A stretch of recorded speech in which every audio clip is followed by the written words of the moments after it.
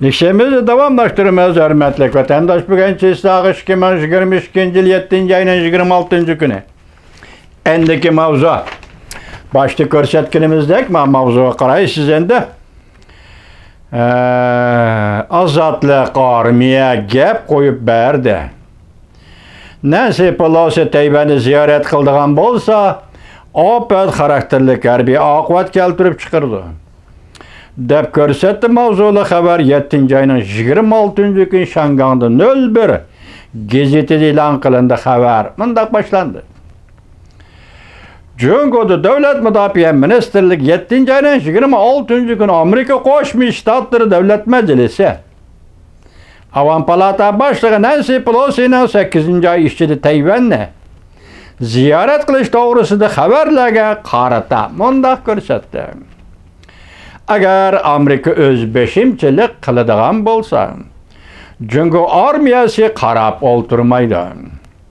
Önümlük tedbir kollanıp, her xil chet el güçlerinin Tayvan müstakilligiga aralashib, bölgünçilik qilishga urinishini mag'lub qilib, davlatning egilik huquq va zimin butunligini qat'iy qo'llaydi.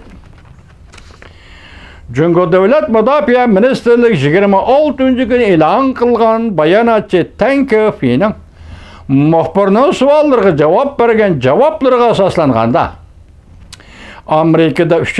qo'l rahbari hisoblangan Nancy Pelosi agar Tayvanni ziyorat qiladigan bo'lsa, Cungo Amerika munosabatiga intayin eg'ar buzg'unchilik elib keladi. Tayvan bo'g'izi vaziyatini o'riltib o'tadi. Bayonotchi Tang Kefi mundaq ko'rsatdi. Amerika tarafining Tayvan mustaqilligini qo'llamaymiz degan va'dasiga amal qilib ve bunu icra qilib, Nancy Pelosi'ni Tayvanni ziyorat qilishga o'rinlashtirmasligini umid qilamiz. Nancy Pelosi Tayvanni ziyorat qiladigan bo'lsa, opet xarakterlik harbiy oqibat keltirib chiqardi. Gerçi Amerika Cungo munosabati shestiya qiltig'iga tushib qolmagan bo'lsa-mu,